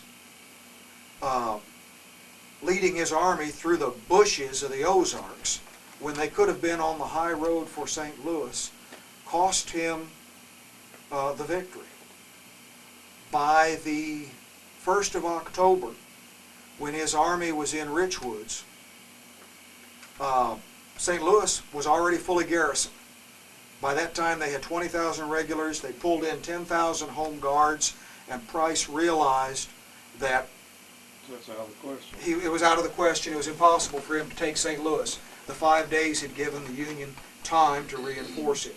He sent out an attack on DeSoto, and Betty and I are still dealing with the controversy of the Second Battle of DeSoto, whether or not there was such a thing. But Price claimed, in his official report, General Price claims that he sent 500 men into DeSoto to burn the depot. Gives it as a bald statement of fact. Well, I don't know if any such thing ever actually happened. Zoe Booth Rutledge agrees with him. She says that Price's cavalry did come into DeSoto and did inflict an enormous amount of damage. They didn't do any fighting because the Home Guard regiment had left. All the Union militia, Union Home Guards, and Union garrisons of these railroad blockhouses had fallen back with A.J. Smith's corps on Sulphur Springs. They'd all gone back to guard St. Louis. So there was nobody here to fight them. So they came in and basically robbed the stores, and I believe they may have burned the freight depot. Now, Betty found a story in one of her newspaper archives that is a second-hand account of a 14-year-old hotel manager's daughter who tells the story, probably true, that the rebel cavalry came into town late one night and all the men had gone. There was only women left in DeSoto. And they came riding up on horseback and coolly informed her that, "Hi, we're here to burn the hotel." And she said, "Please don't burn the hotel. This is my father and my hotel, our only means of livelihood," and was able to tell them a sad story. Please don't burn the hotel, and talked them out of it. Whereupon they burned something else. Yeah, I think she indicated that they were all Southern sympathizers, because this was a Southern group that was coming in. Oh, she told them that she was sympathetic to the Southern cause. She said that she had lived in Farmington, and she and her father had moved up here and had opened a store, and she worked in the store with her dad. And the men had left town. I guess they knew these guys were coming in, and the men had left town, and so she said she persuaded that they were starting to set a building on fire, and she persuaded them, whoever their commander was, to please not do that because these people were all Southern sympathizers. And they apparently They were in a apparently good enough took a word mood at it, to believe her. But we really can't put it in. It is in Price's interest to exaggerate this raid on DeSoto. And it is in the interest of all the local militia boys to minimize it, because they don't want to talk about the time they ran away, you know. So we haven't been able to nail it down, but I'm not done with this. I'm working on this. Okay, so I may uncover something yet. There was a Home Guard fort here in town, and I'm going to find out where it was, because I believe what probably happened is they came in and they burned that fort. The Home Guards and the enrolled Missouri militia, by the summer of 1864, everywhere Price's cavalry moved, they immediately tried to find the local Home Guards and shoot them. Every little town they moved through, they had a list of names of everybody they knew who was in the Home Guard. Where's Mr. Smith? Well, he's gone. Where's Mr. Jones? Well, he's over there. Come here. And they'd take him out back and put a bullet through his head. Now, where would they get a list like that? Well, they had spies. Confederate spies. Yeah, you got to remember, everybody that was a Southern sympathizer here, he was from here, so he'd know everybody. Yeah. And he got a Chouteau in '61 for Arkansas, joined up with them down there, and he told them, "So this is these guys, and these guys." These are the Union people in I town. mean, these are the home Southern people coming back home. Right. Right. Yeah. And looking for their neighbors Yeah, man. to settle scores. You bet. And a lot of that went on. Yeah. Price gave up the project. By now, it was impractical to attack St. Louis. St. Louis was in a posture of defense. The Union forces had had 5 days to concentrate, and they could concentrate very quickly because they had the railroads and they had the rivers. They had steam engines, locomotives, and steamboats, and telegraph, and they brought in garrisons from all over and were able to get into a posture of defense. Price is now in Rich Woods, Missouri, looking for something to attack that is digestible, something he can take on. He has failed utterly so far. He decides, well, let's take Jeff City. So he moves off through Union and then up through Herman and gets to Jeff City. But it's too late. Jeff City has now called in all of its garrisons and militia, and by this time there were about 7,000 Union troops in Jeff City. They'd had 6 days advance warning, and in 6 days had done a lot of digging. And they had dug trenches and gun emplacements all around the state capital. And Price's army came into position around Jeff City right there on the river, and they got out and saw all that fresh dirt turned, all those long lawns, and they saw they were all dug in, and the men again refused to assault Union entrenchments. The troops engaged in the attack on Pilot Knob never again attacked dug-in Federals. They'd had enough of it. They were gun shy. And Price was unable to persuade his men to go in for the attack. So they drew off from Jeff City and headed west, looking for somebody they could attack.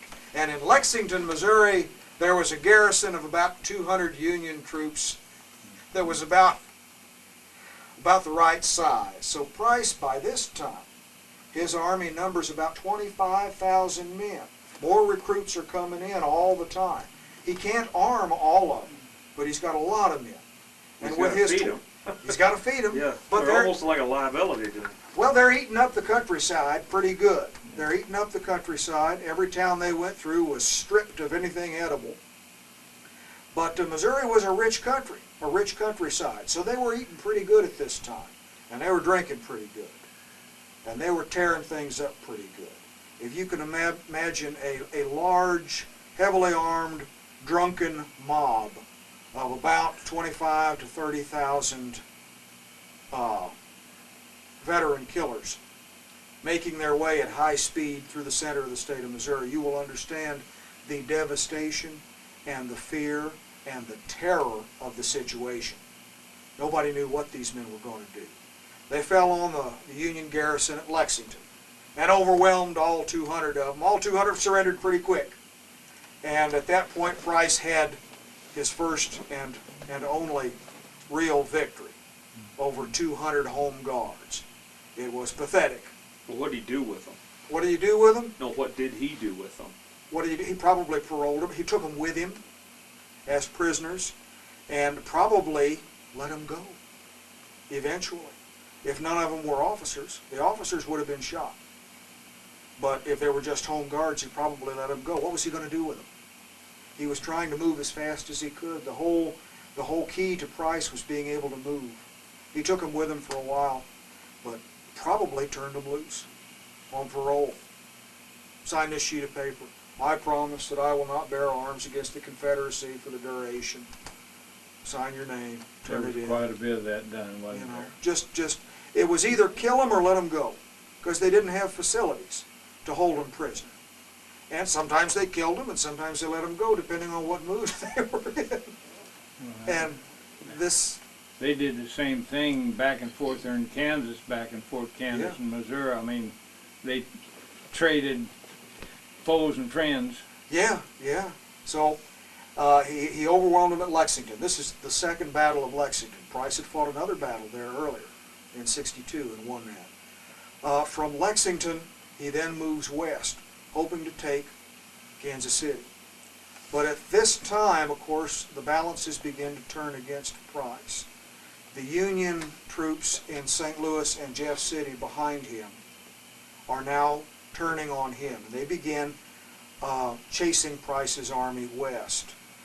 Major General Alfred Pleasanton, who had been G. Gordon Meade's cavalry commander at the Battle of Gettysburg, now took command of the infantry forces in St. Louis and Jeff City, and was able to assemble a moving, heavily cavalry army and infantry army of about 20,000 Unionists to pursue Price west. And they're chasing Price. Meanwhile, in Kansas City, General Curtis, in charge of the District of Kansas, with about 10,000 Kansas Union militia and about 5,000 Union troops, is marching out of Kansas City to meet Price's attack. So Price is in between two Union armies that are closing on him. At the Big Blue River, just west of Kansas City, Price engages General Blunt and Curtis. They was in Kansas? I'm sorry, just east. Okay. Just east of Independence, at the Big Blue and the Little Blue River. It was Little Blue. He encounters Blunt's Union forces and some Kansas militia at that crossing, and spends a day forcing a crossing.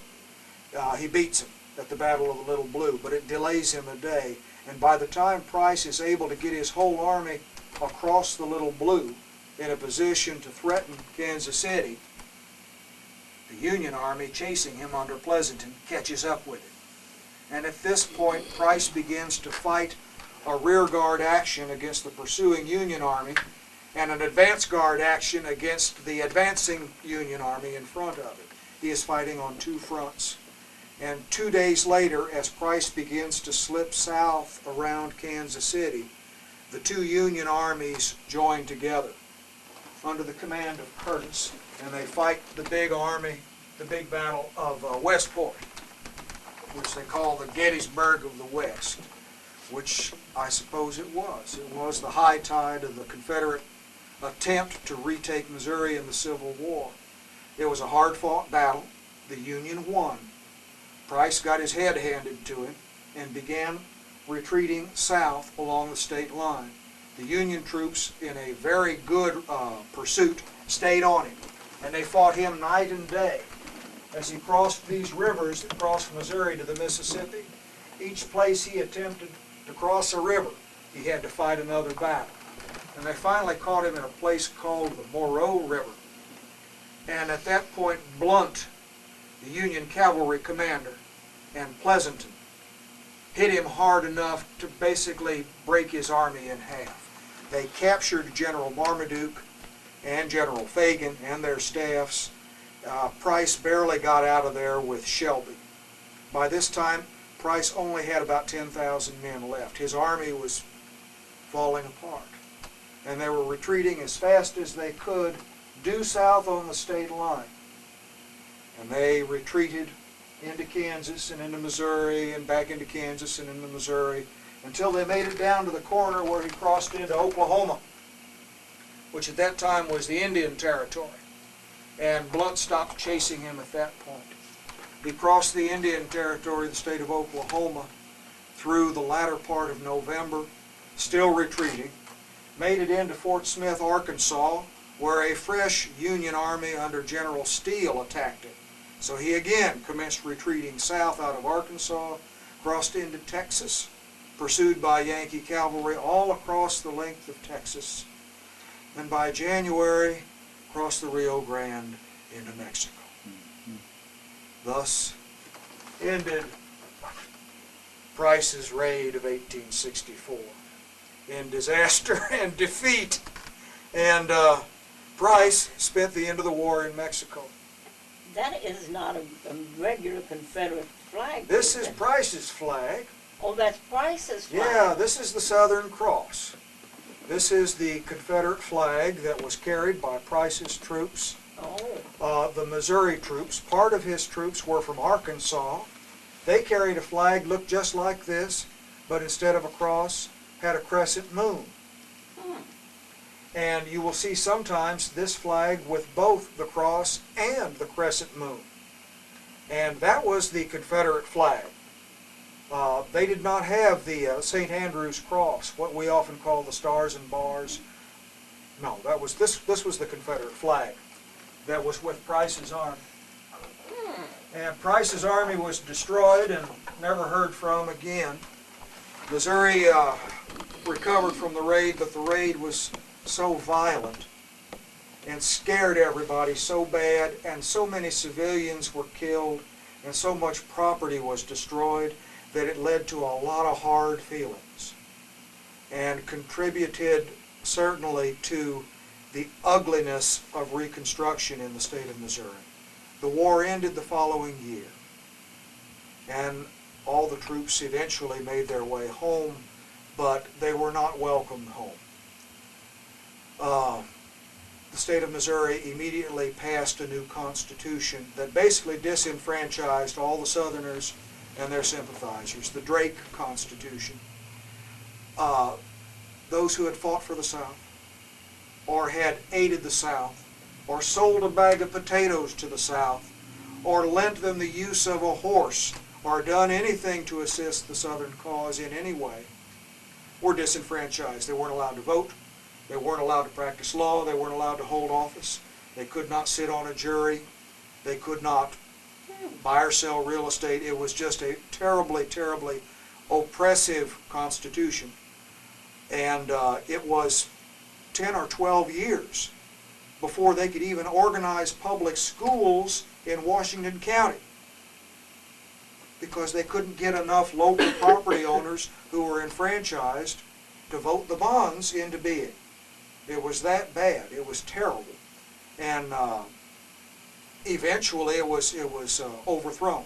They got rid of that, and they, about 1878, they got rid of the Drake Constitution. But there was a lot of hard feelings, and there was a lot of killing even after the war.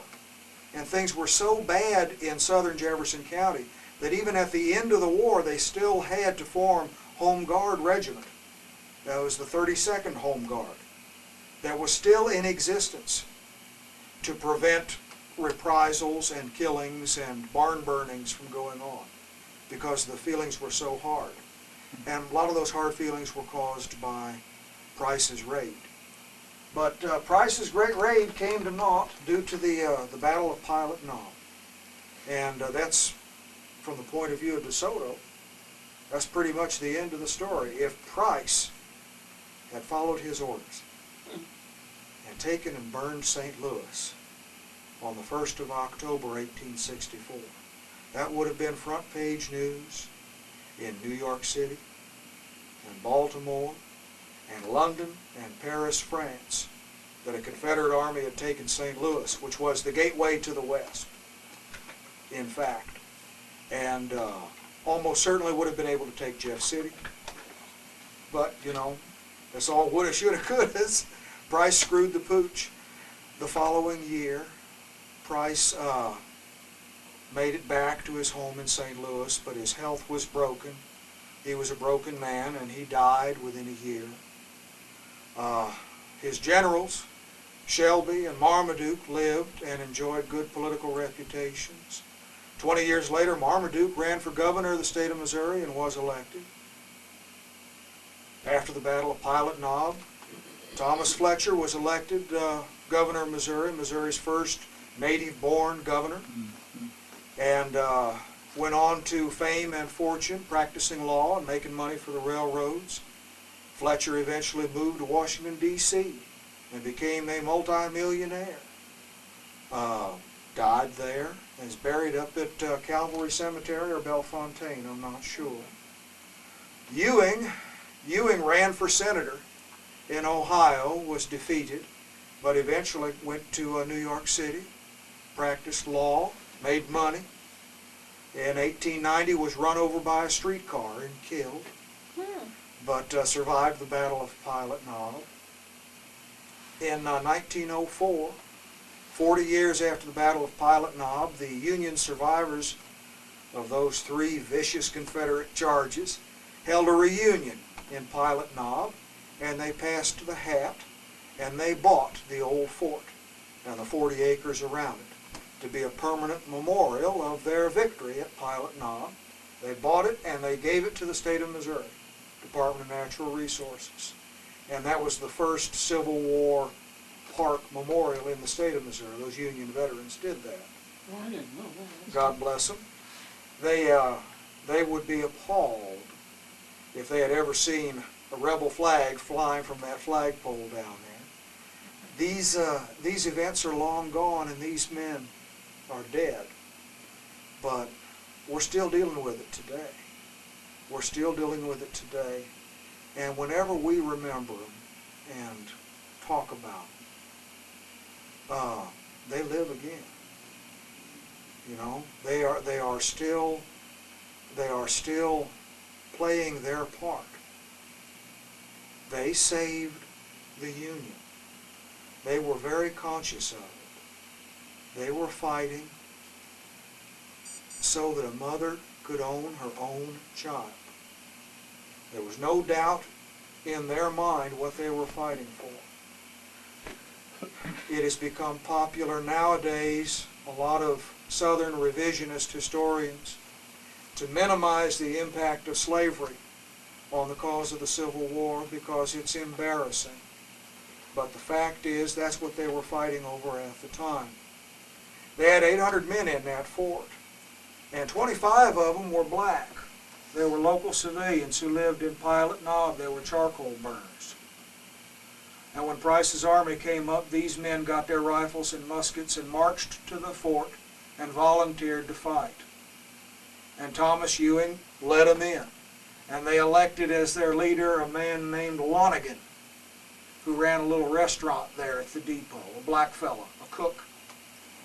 And they were given one of the 32-pounder siege guns to fight.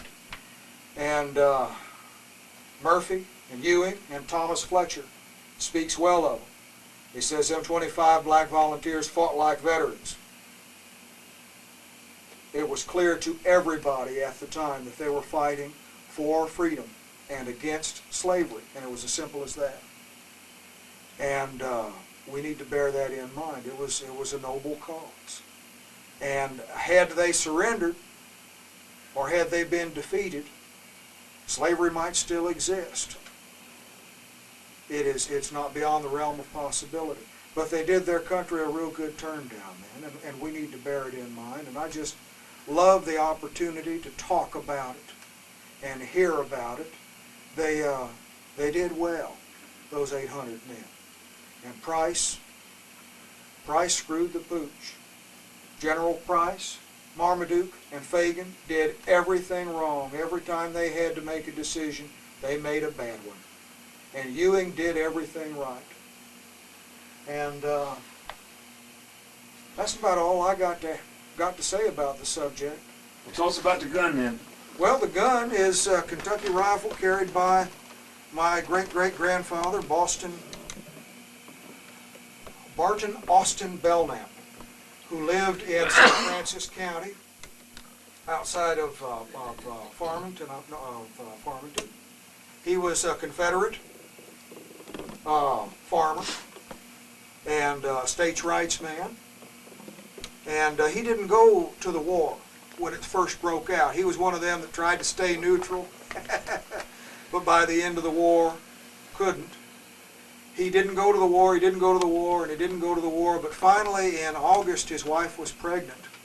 And at the end of August, his wife was taken to bed and delivered of a baby boy. And the family story is that he stood at the end of the bed with that rifle in his hands. And when the midwife turned to him and smiled and said, "You have a son," he picked up the rifle, put his hat on his head, and said, "Now I'll go," and left to join Price's army. The dates match up perfectly, so this bit of folklore is probably fact. He said, "Now I'll go." He had a son, so he could afford to leave.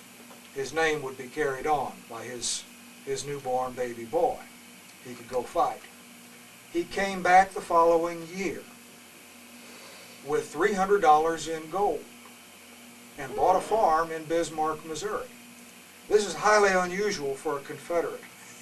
Most of the men came back from the war broken men, had no money, had no property. Many of them had lost everything. But he came back with a pocket full of gold. So the family tradition is that he rode with Bloody Bill Anderson. This is a distinct possibility, although the family has tried to keep it quiet because Bloody Bill was Bloody Bill. And that this gun was carried in those bank robbing and bushwhacking expeditions into northern Missouri that made Bloody Bill's reputation. There's a distinct possibility. But that's what I know about that rifle. My family were all Confederates on all sides. My mama's people and my daddy's people were all Confederates. If you'd asked them what they were fighting for, they would have said that they were fighting to repel an invasion. That's the way they looked at it. They would have acknowledged that slavery was an important issue, but it wasn't important to them. They didn't own any slaves. The black population in the state of Missouri in the Civil War was about what it is today, about 10, 11%. But very few people owned a slave. The slaves only were along the big plantations on the river bottoms, along the Mississippi and along the Missouri River. There were slave holders there, but in most of Missouri nobody owned any slaves. Slavery as an institution came up the rivers from the south just like the cholera and the yellow fever and other evil things that afflicted the central states. And they would certainly have told you they were fighting for states' rights.